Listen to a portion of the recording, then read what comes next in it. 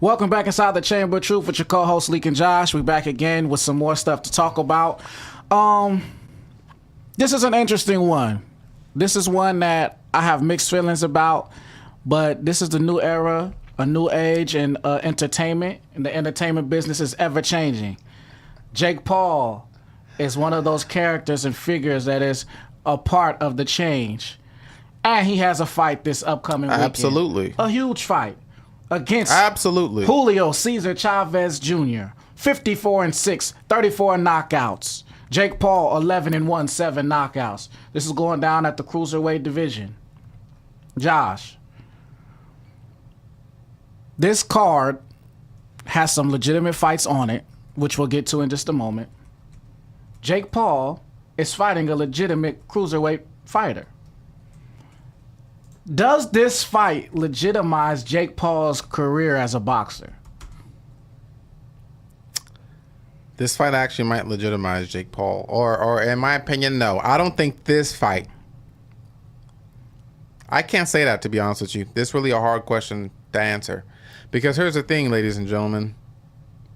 Julio Cesar Chavez is 54-6 with 34 KOs. Well, what Malik failed to mention was Julio Cesar Chavez Jr. is a former champion, a 160-pound champ, a legit, not interim, not secondary, not regular.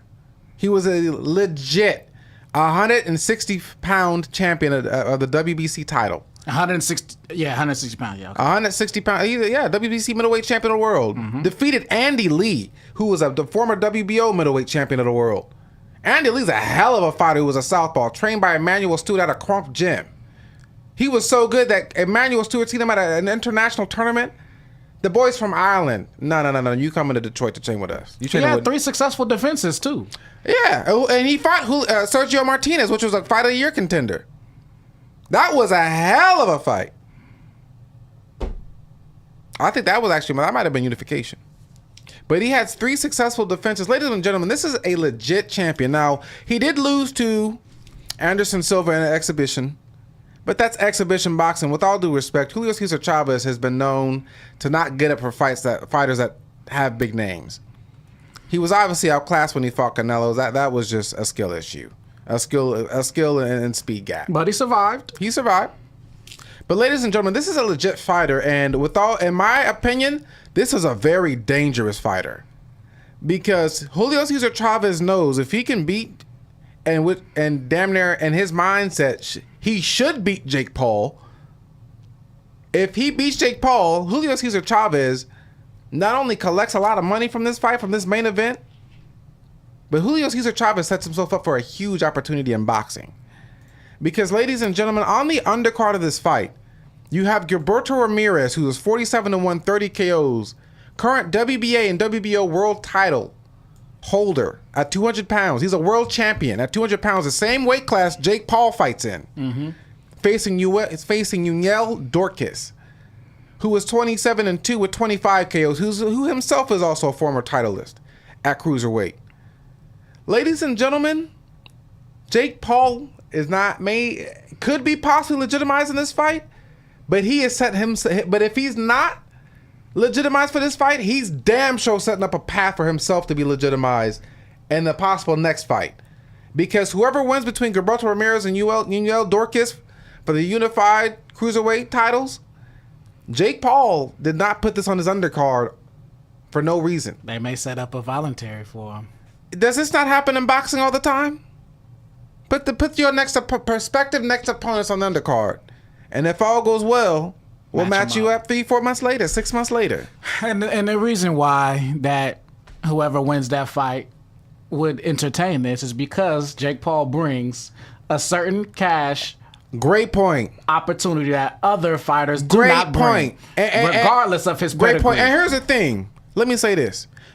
Another reason to further Malik's point of why would a champion who has a WBA and WBO titles even entertain this clown circus Jake of risking his titles and losing and risking embarrassment? Let me ask you this question. Did you know Gilberto Ramirez or Yuniel Dorcas were 200-pound title holders before today? I did not. Well, ladies and gentlemen, there's a lot of people who did not. Is the exact reason. Their biggest check is going to be Jake Paul. Unfortunately, they're in a division that does not have a lot of glamour and does not have a lot of financial funds, I should say. And there's some dogs in the division. It's just, Absolutely. It's just like you said, the cruiserweight division, especially right The now. cruiserweight division really has never been a glamour division. It's been 175 and heavyweight. I'm sorry. It's just the truth. Look at Evander Holyfield. Beat Dwight Muhammad Qawi for the 200 cruiserweight pound championship of the world. Excellent fight. I tell everybody to go back and watch that fight. But guess what? Evander Holyfield moved up because guess what? Guess who was in that? Guess who's in that weight class? Ray Mercer. Mm-hmm. Guess who was up there? Mike Tyson. Them checks go from 700 to 1.5 mil to 10 mil. Real quick. And there's no telling what the Jake Paul checks look like. It could be more than that. And on top of that, if you have Jake Paul fighting for two belts. And a title fight? 2 titles? And you come on now. You got Alicia Baumgartner signing with MVP on the undercard, put Amanda Serrano on the undercard. Netflix gonna sell the hell out of that. That's an event, ladies and gentlemen. I love the sport of boxing because I have not had a problem with what Jake's doing. He's bringing more fans to the sport, and he's actually doing things the right way, unlike somebody I know who don't have a jab yet.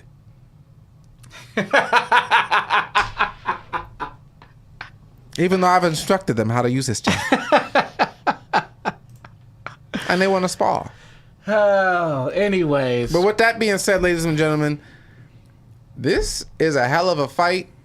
And like I said, Julio Cesar Chavez also has the same opportunity.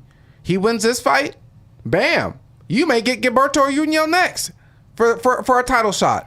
Basically, ladies and gentlemen, Jake Paul and Julio Cesar Chavez, who's a former title pound holder, they're basically fighting in an eliminator for the next title shot at 200 pounds. That's basically what it is, ladies and gentlemen. So that's what this is. Yeah, so let's just summarize that for you, for the people. We have 2 cruiserweight fights going on this card.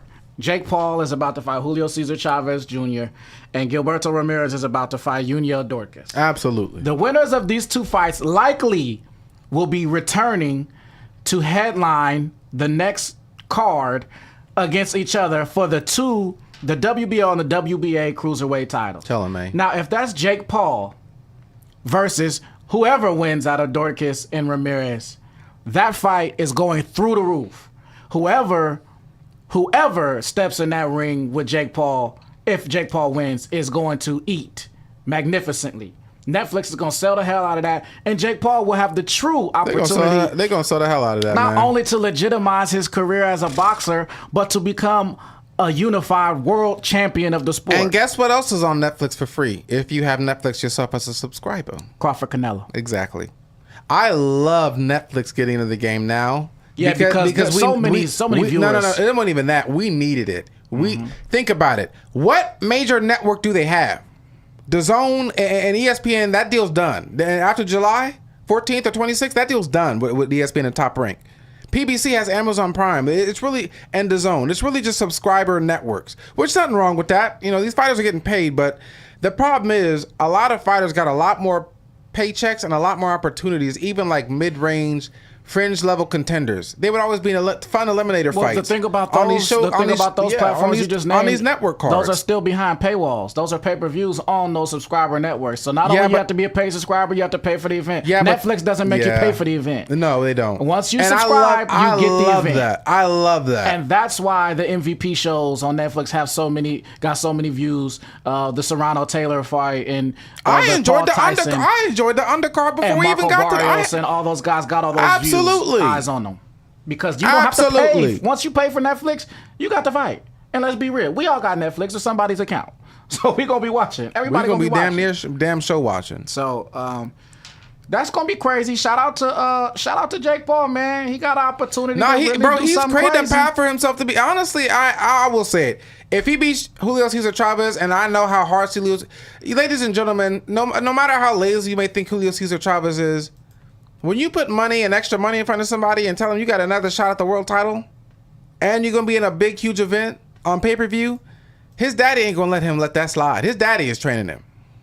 The best, most legendary Mexican boxer of all time, Julio Cesar Chavez Sr., is training his son because no, we're not doing this no more. We're going to do this my way. We ain't doing this your way, eating cake before the weigh-ins. We ain't doing this. Now let's do this because there's one more major fight on this card, Absolutely. in my opinion. Absolutely. Which is the young up-and-comer budding star of the division, the lightweight division. Who pulled out the fight with Shakur Stevenson? Floyd Kid Austin Schofield versus Tevin Farmer, a wily veteran, crafty, southpaw. Now, Floyd Schofield, as you just mentioned, did pull out of his fight against Shakur Stevenson. That was supposed to be on the big card in Riyadh season in Saudi Arabia earlier this year, which was the huge card. I can't remember all of the fights on it, but it was a huge card. Floyd Schofield missed that opportunity. Now here he is back, now facing someone with a ton of experience, just coming off of back-to-back huge, tough, hard-fought fights, both losses to William Zepeda. They letting this nigga Tevin Farmer go through the gauntlet with A no loss rest. to Raymond Murataya before that, but all of these fights super close. Like Tevin, all three of those, in my opinion, could have went either way. Like so, Tevin Farmer saying you can't say Floyd Schofield's facing somebody who's just coming off 3 losses and just end the sentence at that. No, this is tricky because the boy has been putting in great work in all of these matches, and Floyd Schofield, as a professional, has not fought anyone on this level, has not fought anyone who has faced the level of competition that Tevin Farmer has. So Absolutely. I'm interested to see how this is going to go. This can be tricky, but this can also be the opportunity for Floyd Schofield to legitimize himself and say, hey, put me back in with the likes of This the can be Shakurs very. in This them. is a very tricky test, and this is exactly what this is. I hate to say it, but ladies and gentlemen, basically, but the reason is I'm actually happy for Tevin Farmer. Tevin Farmer is being used as a gate holder. He's being a gatekeeper at the moment. He's being Golden Boy's gatekeeper. But the thing is, in the last half of your career, this is exactly what you want. You getting checks. And you're on national TV. You're like on main events. I mean, that's exactly what you want, man. So I'm actually happy for Tevin Farmer. He's getting another opportunity, another fight in the big spotlight. I'm just really happy about this opportunity because, like I said, this is actually a really good fight. Kid Schofield, 18-0, 12 KOs, very athletic, very explosive, fast footwork. You know, can fight southpaw or fight orthodox. Has a lot of potential, but really fights off his athleticism and instinct alone. And like I said, that makes for a fun fight. But the thing is, Tevin Farmer, who's more crafty, slick. Is very defensively responsible, can set you up with shots, set traps. Schofield has never seen somebody like this, and that's why I said this is going to be very tricky for Schofield because Tevin Farmer is not going to allow you to use your athleticism against him. Tevin Farmer is going to be setting traps, using distance management, pot shotting him, using all kind of angles, doing a lot of head movement, basically doing a lot of catch and shoot probably as well. Kid Schofield is basically going to be the pressure fighter in this fight. I look for it to be tough for Schofield to, it's gonna be very to tough. Figure out Tevin Farmer. I look for Tevin and the thing Farmer is, to be he's gonna take crafty. some shots against Tevin Farmer. I look for Tevin Farmer to be crafty. I look for him to be really smart because he's coming out of 3 wars in a row. Absolutely. Let's be honest, William Zepeda is one of the highest pressure fighters in the sport. That is a great point. He just put on him back to back. That is a great point. Those 2 fights can take a lot out of you. But I will say this: absolutely, they can. If you look at it the other way, nobody in the sport of boxing puts on a pace as much as Zepeda. So you ain't gonna never see nothing like that.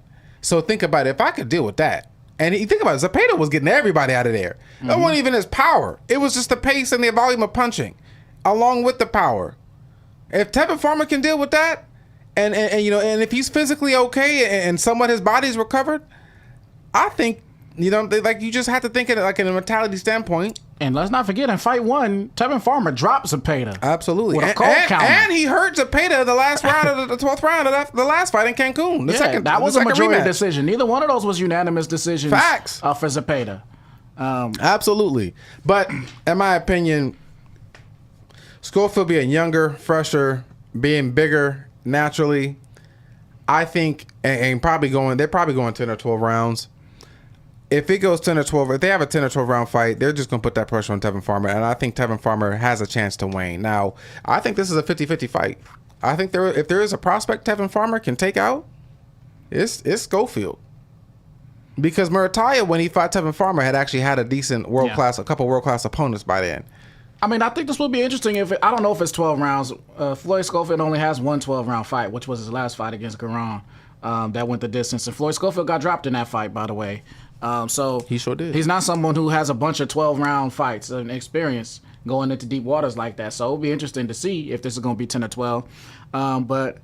Yeah, I mean, I like I said, this is going to be a crafty, smart, wise, tough to hit performance from Tevin Farmer. So I want to see how the Schofield and his team crack the code. I am too. That's why I can't wait for this Saturday. Yeah. So we'll be tuned into that. We'll recap it next week when we back at it. Last thing we want to talk about today, because we wasn't here last week, is to talk about another great performance from Richardson Hitchens. Just a quick touch His first successful title defense at 140 since he got the IBF title against Liam Paro earlier this year. He was able to go up against Kambosos, who's 22-4 now with 10 KOs. Richardson Hitchens is now 20-0 with 8 KOs, with the 8th one being this one he just got over Kambosos. A great performance, a nice stoppage over a guy who's been through a lot of wars with a lot of the top competition in his divisions that he fights at. A guy that other champions, such as Devin Haney, weren't able to stop. Richardson Hitchens was able to stop. Vasil Lomachenko was able to stop Kambosos as well at 135. But a great performance from Richardson Hitchens. Shout out to him. Looking forward to see what he got next. He's doing a lot of talking with Teofimo, a lot of talking with Devin Haney. I don't know how likely it is we get something like that right after this, but I'm interested to see what he got next. He did his thing. First and foremost, congratulations to Richardson Hitchens to come all the way back from damn near. Oh, and you called it too. You called it. You said you had him in a stoppage. You said 9th. He got him in 8th. You 2 for 2 on Richardson Hitchens' predictions. You see, I was schooled with basics when I was a child with my father, who was an amateur boxer. And the Boys and Girls Club, when they had the programs for the after-school kids program. That's not available anymore. They need to bring that back. But I was taught basics. And what I recognize in Richardson Hitchens, to be honest with you, is a fighter who fought exactly like me when I fought a little bit. I was scared. I used my jab. I don't want you on me. And then when I used, and I realized when the jab start, you start getting weird at jab, and oh, okay. Then that's when you start building. That's exactly how Richardson fights. He establishes the jab, establishes distance, and then once your opponents, they kind of get ready to jab and trying to figure a way. That's when he starts adding the 1-2. Then when he gets comfortable with the 1-2, that's when he starts adding the left hooks and the left hooks to the body and the right hooks to the body, and starts getting comfortable with straights to the body as well. Ladies and gentlemen, this is quintessential boxing, and with all due respect, Richardson Hitchens is damn near becoming one of my top favorite fighters, because ladies, he's smooth to watch. I don't get me wrong, I love knockouts, but ladies and gentlemen, not everybody's a knockout puncher. Not everybody's a puncher in general. Not everybody's what they call a boxer puncher. Some fighters are pure boxers. And those are the fighters that exhibit the true science. They have to utilize skills. They have to utilize toughness, angles, footwork, distance management, rolling with shots. Like, when you don't have power, things are it's a different game for you. You can't just go in there, get your ass whooped for 10 rounds. I'm going to knock this nigga out in one shot. Don't worry. Like Tank to be doing. You see what happened when Tank actually fought somebody that was schooled in the basics of boxing? He couldn't do anything with him. But with that being said, Richardson Hitchens performed very well. He just established a jab off of George Kambosos. And just broke him down with the jab, really. Broke him down with the 1-2. And then really, when he started adding the hooks to the left hook to the body, that's when things really start falling up. And honestly, it's just a beautiful performance. And for where Kambosos is at in his career, Hitchens did exactly what he was supposed to do with him. He did. When Devin Haney faced Richardson Hitchens, Devin Haney was 23. Kambosos, you mean? Devin Haney was 23. No, you said Devin Haney was facing Richardson Hitchens. I'm sorry. When Devin Haney was facing George Kambosos, thank you. He was 23 years old. Kambosos was undefeated. Had beaten Mickey Bay. Had defeated another former, Lee Selby, who's another former champ. And also had beaten Teofimo Lopez. Much more dangerous fighter on paper. You got to be more cautious. Devin Haney went in there at 23 years old. With all due respect, he's not the same fighter. Maxie Hughes beat him. Yeah, you love that Maxie Hughes fight. Because Maxie Hughes is a pure boxer and was robbed on national TV. He was right on ESPN. I seen it in Bar West. That was crazy. Then guess what they did? And Maxie Hughes is a French contender who's a southpaw. Who they set him up? Oh, maybe the best southpaw that maybe ever lived in Lomachenko. Nobody thought that was a setup, maybe? Lomachenko put the paws on Campos. The greatest Olympic champion that ever lived in boxing history. 396-1. And Maxie Hughes beat him, nigga, and they set him up with that, nigga. Camposos beat the dog shit out of... that was a check. Lomachenko beat the dog shit out of Camposos. That was a check. That's all that was. That's the sport of boxing. But anyway, that is the sport of boxing. But like I said, I'm very happy for Richardson Hitchens. I'm excited to see what he has in the future. He's not going to 147 to fight Devin Haney. No, not right now. Stay back at 140. Enjoy your win. Continue to build your checks. I'm really happy for Richardson Hitchens, man, because I really like his fight style. I really actually like his temperament. I like his story because, like I said, they weren't really doing much with him at TMT when he was there. The biggest, I mean, they did have him fight Argenis Mendez, who is a former champion himself in the Dominican Republic, who was basically a gatekeeper at that time as well on Showtime. But he got through Argenis Mendez, and from there it was like, typically when you face a former champ, you start building up to getting this guy to a title fight. Another eliminator or two, with the guy that he should be able to beat. Which shout out to Eddie Hearn for the job he has done with Richardson Hitchens. That's what I'm saying. Even though Richardson Hitchens did announce he's a free agent right after the fight. I'm gonna be honest with you. And he didn't appreciate that. I'm gonna be completely honest with you. If I had the choice and if I had the star power to sign with DAZN or PBC, I gotta go with DAZN and Eddie Hearn. Yeah, right now they're way more active in the way that they're more moving active. everybody. And to be honest with you, the way I see Eddie Hearn advocating for his fighters, that's all. What else could you want? How you felt about Richardson announcing he a free agent? Eddie didn't like that. There are two sides to that. I definitely see Eddie's side. DAZN definitely did invest in him, give him in the main events, get him on big cards, to get him back to get him back active, to get him back to this title shot. And to be honest with you, DAZN did you got to realize. I mean, Richardson admitted it changed my life in 2 years. Think about this.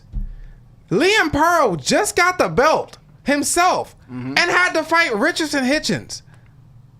Who did Richardson Hitchens get to fight when he first got the belt? George Kambosos. There's a difference, ladies and gentlemen. Yeah. I mean, Richardson Hitchens said it himself in 2 years that he changed his life. So, but I think on the other end of that, yeah, he said I'm a free agent. But he has to say that kind of to leverage himself. Yes. He got to say that to leverage his deal. I just don't think he should have said that. I think he should have said that in a different interview. Like, but with somebody else, an official interview after you do your rounds, with like Breakfast Club New York or something. But how I view it though? I view that as he just like, after somebody has a great, he just said the price is going up. That's what he said basically. But the thing is, I did kind of understand Eddie, because the thing is, it's like he did give Eddie and them a lot of credit already in interviews.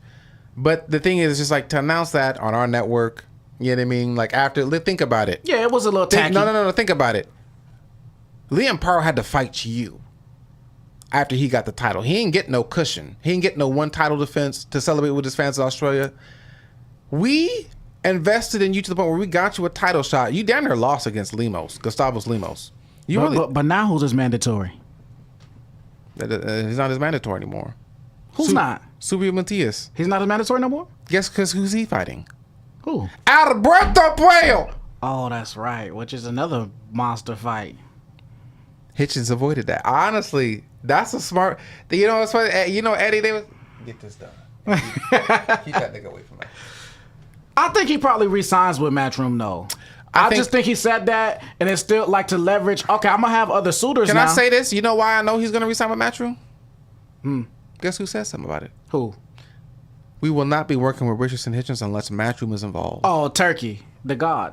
The great Turkey Al-Sheikh. Next thing you know, next week we're going to say, I apologize to DAZN, Eddie Hearn, and Turkey Al-Sheikh for my conduct in that interview. He don't have to apologize if he just did it to leverage a different deal or whatever he wanted to leverage. And guess what?